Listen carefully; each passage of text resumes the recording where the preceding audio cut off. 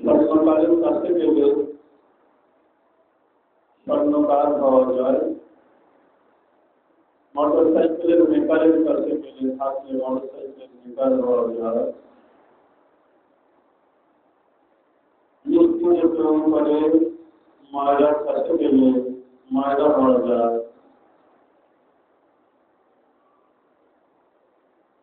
এরকম বাংলায় কথা আছে,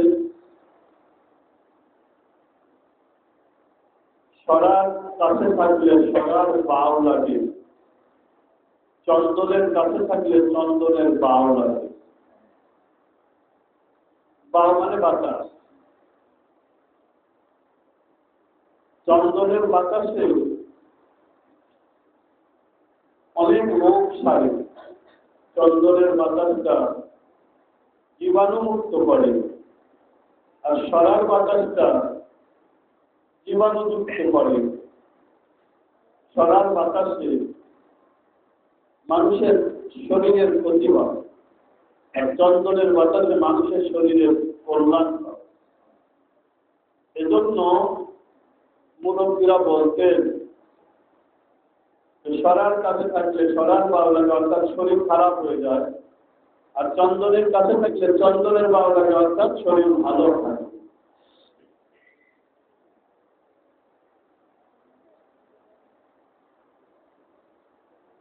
এজন্য আল্লাহ রাসূল সাল্লাল্লাহু আলাইহি ওয়াসাল্লাম বলেছেন,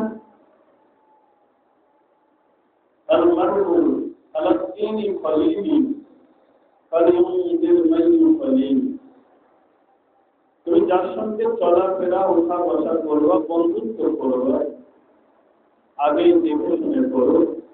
তার কারণ বন্ধুর প্রভাবে মানুষ প্রভাবান্বিত হয়। বন্ধু রাজাকর হলে আমি রাজাকর হয়ে যাব, বন্ধু চোর হলে আমি চোর হয়ে যাব, বন্ধু ডাকাত হলে আমি ডাকাত হয়ে যাব, বন্ধু সুদখোর হলে আমিও সুদখোর হয়ে যাব, বন্ধু বেনামাজি হলে আমিও বেনামাজি হয়ে যাব, বন্ধু আল্লাহ হলে আল্লাহওয়ালা হলে আমিও আল্লাহ হয়ে যাব। এজন্য আল্লাহ তাআলা নিজে কোরআনে বলছেন, অকুনু মা'আস সাদিকিন, তোমরা সত্যবাদীদের সঙ্গী হও। তো যারা সত্যবাদী তারাই আল্লাহর ওলি। আল্লাহ তাআলাও বলছেন সত্যবাদীদের সঙ্গী হও। আতরের দোকানে গেলে গায়ে আতরের বাসনা লাগে, পায়খানার ভিতরে গেলে গায়ে পায়খানার গন্ধ লাগে। বিড়িখোর যেখানে বিড়ি খায় সেখানে গেলে গায়ে বিড়ির গন্ধ হয়ে যায়। তো এরকম যার সঙ্গে যাওয়া যায় তার প্রভাব ভিতরে আসে। এজন্য আল্লাহ এবং আল্লাহ রাসূল দুইও যদি বলছেন যে তোমরা নেককারদের সঙ্গে হয়ে যাও, সত্যবাদীদের সঙ্গে হয়ে যাও, আল্লাহর ওলিদের সঙ্গে হয়ে যাও। কেন বলছেন? দুনিয়ায় আল্লাহর ওলিদের সঙ্গে থাকলে আল্লাহর ওলি হওয়া যাবে, আর পরকালে আল্লাহর ওলিদের সঙ্গে হাসর নাসর হবে। ইয়াউমা নাদউ কুল্লা উনাসিন বিইমামিহিম, সেদিন তোমাদেরকে ডাকা হবে তোমার নেতার সঙ্গে, অভিভাবকের সঙ্গে। তো নেতা অভিভাবক যদি আল্লাহওয়ালা হয় তারও কোনো চিন্তা থাকবে না। আলা ইন্না আউলিয়া আল্লাহি লা খাউফুন আলাইহিম ওয়া লা হুম ইয়াহজানুন, যারা আল্লাহর ওলি তাদের কোনো ভয় নাই, তাদের কোনো চিন্তা নাই। তো সুতরাং দুনিয়ায় যদি তাদের সঙ্গে থাকতে পারি, কিয়ামতের দিনও তাদের সঙ্গে থাকবো। তারা যেখানে যাবে আমরাও সেখানে যাব ইনশাআল্লাহ। এই জন্য ভালো লোকের সঙ্গে আমাদেরকে থাকতে হবে। এখন ভালো লোক আমরা খুঁজে পাবো কোথায়, কিভাবে পাবো? ভালো লোকের পরিচয়টা কি? আল্লাহ রাসূল সাল্লাল্লাহু আলাইহি ওয়াসাল্লাম বলেছেন হাদিসে কুদসি, আল্লাহ বলছেন যে যারা নফল ইবাদত, শুধু নফল নামাজ নয়, নফল ইবাদত যতগুলি আছে, এই নফল ইবাদত যারা বেশি করে, করতে করতে তারা আমার এত নিকটবর্তী হয়ে যায়, আমি তাদের হয়ে যাই, তারা আমার হয়ে যায়। মাল্লাহুল মাওলা ফালাহুল কুল। আমি তাদের হয়ে যাই, তারা আমার হয়ে যায়। তাদের যারা নফল ইবাদত বন্দী বেশি করে, আল্লাহর কাছে সবচেয়ে বড় পীর সাহেবের দাম বেশি, সবচেয়ে বড় হুজুরের দাম বেশি, সবচেয়ে বড় ইঞ্জিনিয়ার দাম বেশি, সবচেয়ে বড় বক্তার দাম বেশি। কি বলেন? সবচেয়ে বড় আলেমের দাম বেশি না। পীর সাহেব তো ইদ্রিস পীর সাহেব কমলাপুরের, হিলালপুরের আবু বকর পীর সাহেব, নিশ্চিন্তবাড়িয়ার আহমদ আলী পীর সাহেব, ফুরফুরা মুজাদ্দিদ জামান রহমাতুল্লাহ আলাইহি, তিনিও ছিলেন পীর সাহেব। কি বলেন? সকলেই তো পীর সাহেব।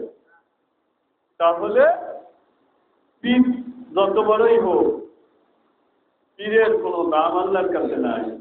আলেম যত বড়ই হোক, দাম আল্লাহর কাছে নাই। ওয়াইজিন যত বড়ই হোক, দাম আল্লাহর কাছে নাই। যত বড় স্কলার হোক, দাম আল্লাহর কাছে নাই। যত বড় ভাইরাল বক্তা হোক, দাম আল্লাহর কাছে নাই। ইন্নামা আকরামাকুম ইনদাল্লাহি আতকাকুম। আল্লাহর কাছে তার বেশি দাম যার ভিতরে তাকওয়া বেশি। যার ভিতরে কি বেশি? তাকওয়া বেশি। তাকওয়াটা কি? তাকওয়া হলো প্রত্যেকটা কাজ করবার সময় অন্তরে আল্লাহর ভয় রাখা এবং এতটুকু ধারণা থাকা যে আমি যে কাজটা করতে যাচ্ছি আমার আল্লাহর দরবারে এটা গ্রহণযোগ্য কিনা, আমার আল্লাহ এতে খুশি হবেন না আমার আল্লাহ এতে বেজার হবে। এই চিন্তা যাদের ভিতরে থাকবে তারাই হলো মুত্তাকি। তারাই হলো কি? মুত্তাকি। আর আল্লাহর কাছে সবচেয়ে বেশি দাম কার? মুত্তাকির বেশি দাম। আল্লাহর কাছে সবচেয়ে বেশি মুত্তাকির দাম। তাহলে আমরা যদি কারোর ওয়াজ শুনতে হয়, কারোর পিছনে ইত্তেদা করতে হয়, দেখতে হবে যে তার ভিতরে তাকওয়া আসে কিনা, অর্থাৎ নফল ইবাদত বন্দেগী বেশি করে কিনা। যদি নফল ইবাদত বন্দেগী বেশি করে তাহলে আমরা ধরে নেব যে সে আল্লাহর প্রিয়জন। যেহেতু আল্লাহ নিজেই বলছেন যে নফল ইবাদত করতে করতে বান্দা আমার এত নিকটে চলে আসে যে আমি বান্দার হয়ে যাই, বান্দা আমার হয়ে যায়। তাহলে যে বান্দা কি আল্লাহর হয়ে যায় সে বান্দা কি আল্লাহর কি ওলি, আল্লাহর বন্ধু, আল্লাহর নিয়ামত প্রাপ্ত। সুতরাং কারোর পিছনে ইক্তেদা করতে হলে, কারোর ওয়াজ শুনতে হলে, কারোর সহবতে যেতে হলে দেখতে হবে যে তার নফল ইবাদত বন্দেগী কম না বেশি। এখন ফরজ ওয়াজিব সুন্নত বাদ দিয়ে যদি নফল নিয়ে টানাটানি করে, কি বলেন? পাগড়ি বাঁধা কি সুন্নাত, আর সতর্ক থাকা কি? তা এখন লুঙ্গি খুলে যদি কেউ পাগড়ি বাঁধে, কি বলেন? বিরাট হুজুর, পাগড়ি বাঁধা হুজুর, মানা যাবে নাকি? তো এখন নফল ইবাদত বন্দেগী করে ঠিকই, কিন্তু ফরজ তরক করে। ফরজ কি? হালাল খানা খাওয়া কি ফরজ। সে কি সুদের সঙ্গে জড়িত, কিস্তি লোনের সঙ্গে জড়িত, ব্যাংক লোন নিয়ে বাড়ি করেছে। আবার যারা সুদের সঙ্গে জড়িত তাদের ওখানে দাওয়াত খায়, কি বলেন? তাদের সঙ্গে ওঠা বসা মেলামেশা করে, এখানে ফরজ তরক করে নফল ইবাদত, এটা তো আল্লাহর দরবারে গ্রহণ হবে না। এটা কি ফরজ তরক না? হারাম খাওয়া কি? হালাল খাওয়া কি ফরজ? তাহলে হারাম খাওয়া কি ফরজ তরক, অর্থাৎ হারাম, তাই না? তো যাই হোক, এর জন্য দেখতে হবে যে ফরজ ওয়াজিব সুন্নাতগুলিও পালন করে, সাথে নফল ইবাদত বেশি বেশি করে। তিনি হলেন আল্লাহর নিকটতম। আল্লাহ তাকে ভালোবাসে, আমরাও তাকে ভালোবাসবো এবং তার সহবতে আমরা যাব। এখন আমাদের সমাজে আসলে কে ভালো লোক এটা খুঁজে পাওয়া খুবই কষ্ট। কোনো না কোনো গুনায় সকলেই প্রায় জড়িত। এক্ষেত্রে এই জাতীয় মাহফিলগুলি ভালো লোকের সহবতের একটা উপায়।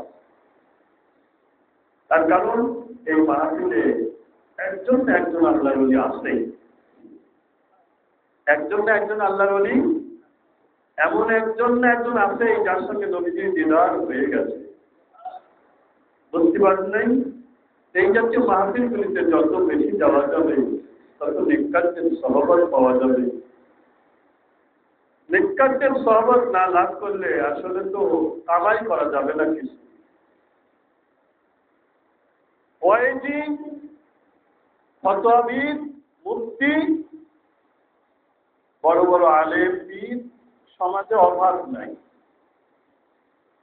বাংলায় কথা বলে পীর মেলে ঘরে ঘরে, শিষ্য মেলে কপালের ফেরে।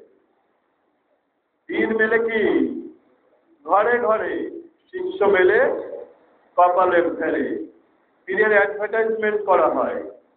পীরের কি করা হয়? অ্যাডভার্টাইজমেন্ট করা হয়। যাই হোক, আসলে পীর কারা হতে পারবে আর আমরা কাদের কাছে যাব? আমাদের পথ দিক নির্দেশনা পাওয়ার জন্য আল্লাহ তাআলা কিতাব প্রেরণ করেছিলেন, আর সেই কিতাব বুঝবার জন্য নবী রাসূলকে আল্লাহ তাআলা প্রেরণ করেছিলেন। তো যখন নবী রাসূল থাকবে না, সেই কিতাব তো আমাদের সামনে কেউ না কেউ বুঝিয়ে দেবেন। কি বলেন? না বুঝিয়ে দিলে তো আমরা বুঝতে পারবো না, ঠিক না বেশি? তাহলে এই কিতাব বুঝবার জন্য কিন্তু আমাদের আল্লাহ ওয়ালাদের নিকটে যেতে হবে। কিতাব বুঝবার জন্য আমাদেরকে কি করতে হবে? আল্লাহ ওয়ালাদের হাক্কানি আলেমদের নিকটে যেতে হবে। আল্লাহ রাসূল বলছেন, উনজিলা কুরআনু আলা সাবআতি আহরুফিন লিকুল্লি আয়াতিন মিনহা যাহরুন ওয়া লিকুল্লি হাসাম মাসউদ, রাওয়াহু শারহে সুন্নাহ। শারহে সুন্নাহর ভিতর থেকে এই হাদিসটা মিশকাত শরীফের মধ্যে আনা হয়েছে। রাসূল পাক সাল্লাল্লাহু আলাইহি ওয়াসাল্লাম বলছেন যে আল্লাহ তাআলা কুরআনুল কারীমকে নাযিল করেছেন আরবের আঞ্চলিক 7টি হরফে, 7টি ভাষায়। আরবের আঞ্চলিক 7টি হরফে, 7টি ভাষায় আল্লাহ তাআলা এই কোরআনকে নাযিল করেছেন। এর প্রত্যেকটা আয়াতে দুটা করে অর্থ আছে, একটা জাহিরি, একটা বাতিন, একটা প্রকাশ্য, একটা অপ্রকাশ্য। প্রত্যেকটা আয়াতের দুইটা অর্থ আছে। কে বলছেন এই কথাটি? কোন পীর সাহেব, কোন বক্তা, কোন আলেম? কে বলেছেন? রাসূল পাক সাল্লাল্লাহু আলাইহি ওয়াসাল্লাম বলেছেন যে কোরআনের প্রত্যেকটা আয়াতের দুইটা অর্থ, একটা প্রকাশ্য অর্থ আর একটা অপ্রকাশ্য গোপন অর্থ। প্রকাশ্য অর্থ ভাষিতে গেলাম, আমি নিজে বাংলায় তাফসীর আছে সেগুলি পড়লাম, জানতে পারলাম, কিন্তু সে জানার মাধ্যমে আমার মন থেকে যাবে। তার কারণ তাফসীরটা যিনি করেছেন তিনি যে মেজাজের তাফসীর করবার সময় তিনি ওই মেজাজেই তাফসীর করছেন।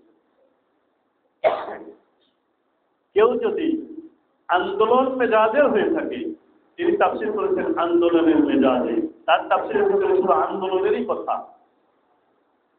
কেউ যদি জিহাদি মেজাজের হয়, তিনি যখন তাফসীর লিখবেন তখন ওর ভিতরে শুধু তিনি জিহাদের আয়াতগুলি খুঁজে খুঁজে পাবেন এবং শুধু জিহাদের কথাই তিনি লিখবেন। কেউ যদি হয় তাসাউফের মেজাজে, তাহলে তার ভিতরে তিনি শুধু তাসাউফের কথাগুলি খুঁজে খুঁজে পাবেন।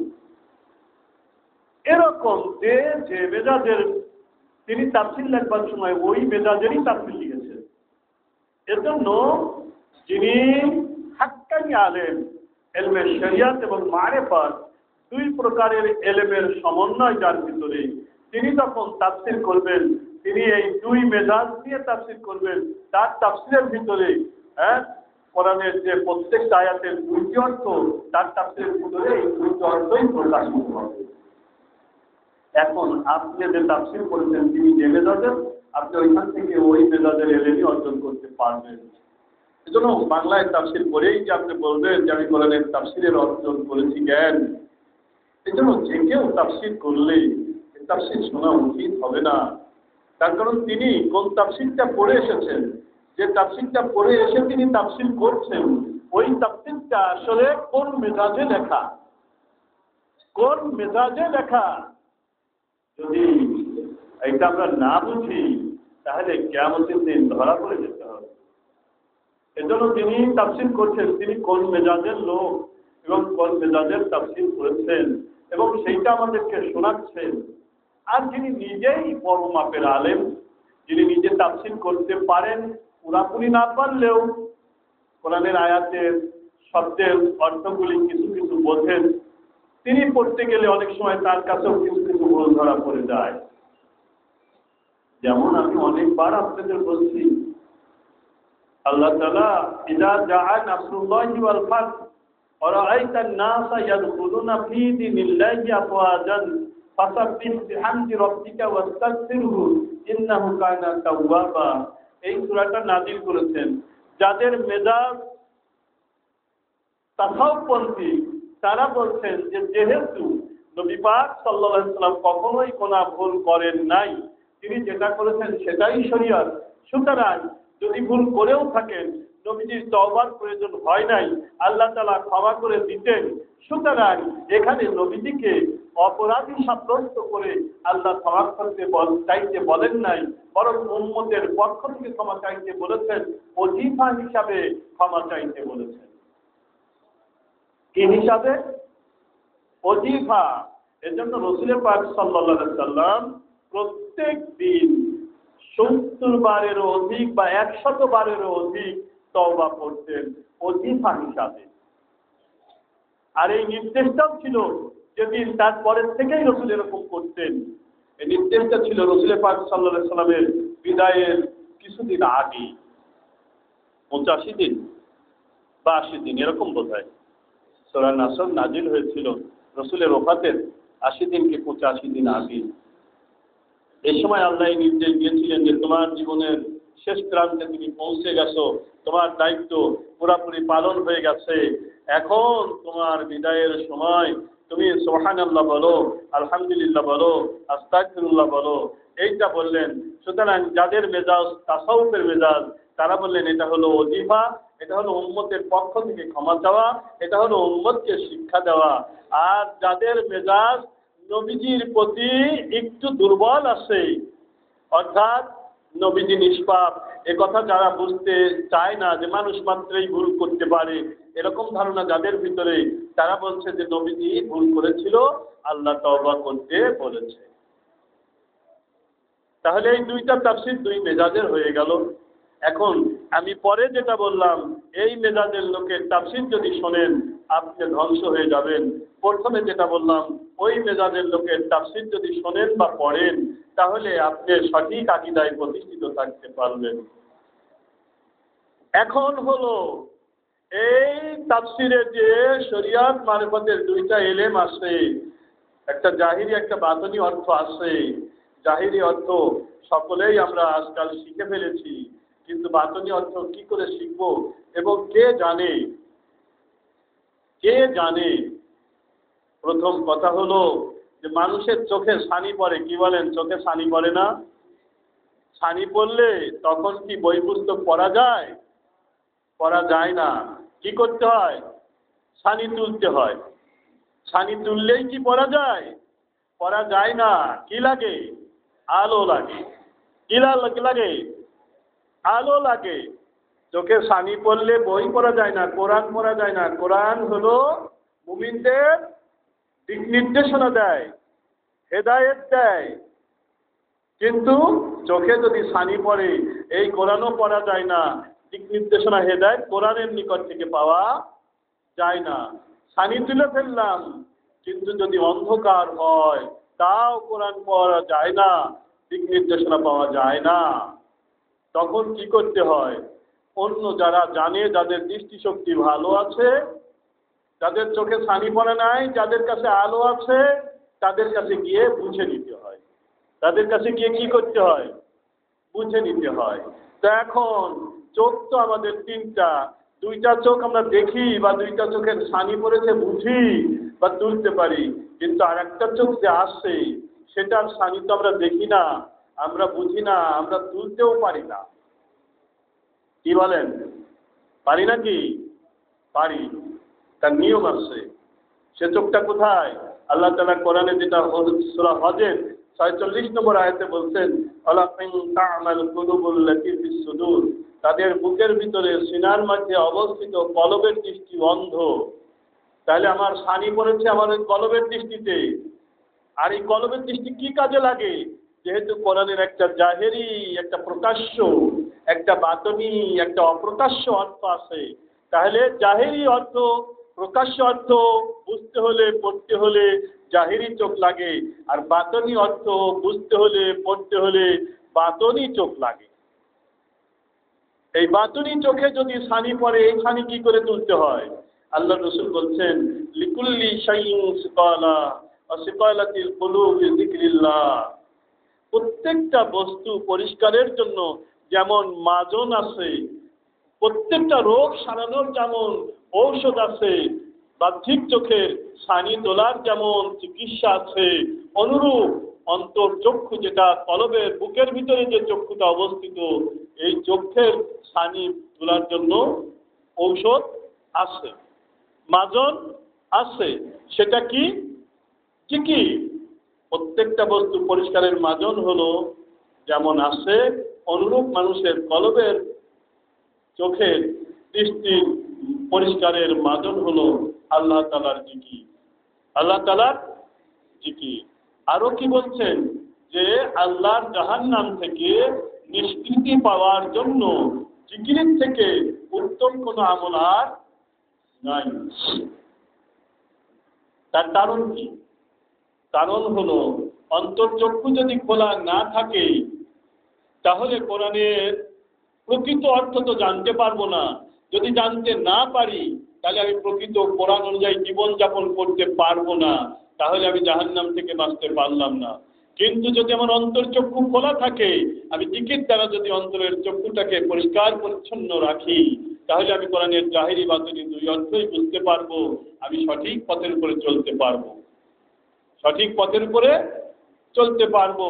আর আমার জন্য এটাই হবে জাহান্নাম থেকে বাঁচবার জন্য সর্বোত্তম পন্থা। সর্বোত্তম কি পন্থা?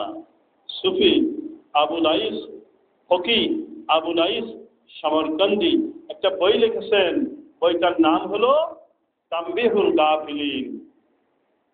তাম্বিহুল গাফিলিন। আজকে থেকে প্রায় 1000 বছর আগে এই বই লেখা হয়েছে।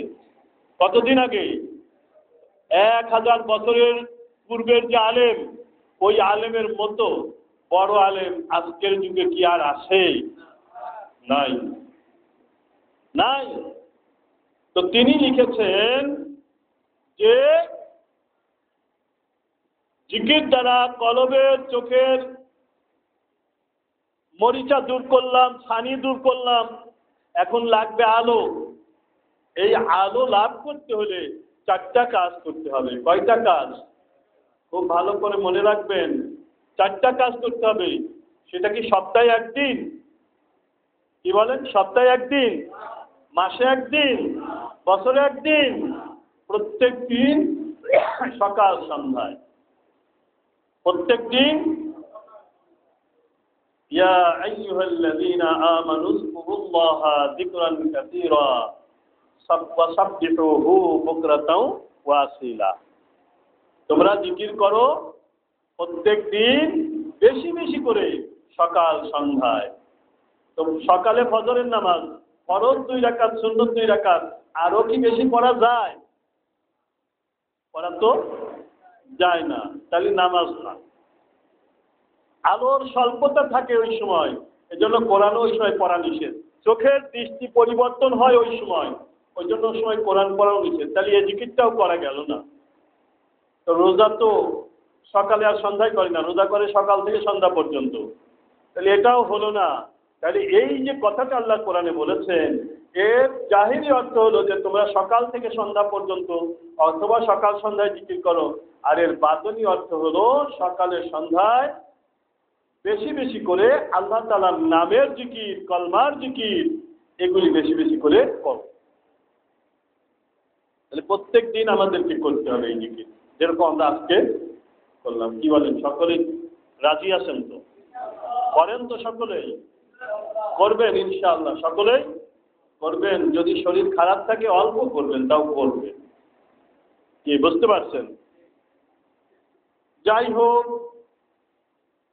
তো তিনি বলছেন যে এই অন্তরের চোখ ছানি উঠানো আছে, অর্থাৎ জিকির দ্বারা চোখের ছানি পরিষ্কার করা আছে।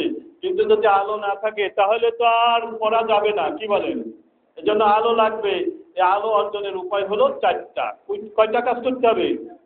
চারটা কাজ। প্রথম কাজ হলো বেশি বেশি করে তওবা করতে হবে। অতীতের গুনাহগুলি স্মরণ করে বেশি বেশি কাঁদতে হবে। অতীতের গুনাহগুলি স্মরণ করে বেশি বেশি কাঁদতে হবে। তাই আল্লাহ তাআলা এই সূরা নসরে বলছেন যে তুমি তওবা করো, ইস্তেগফার করো।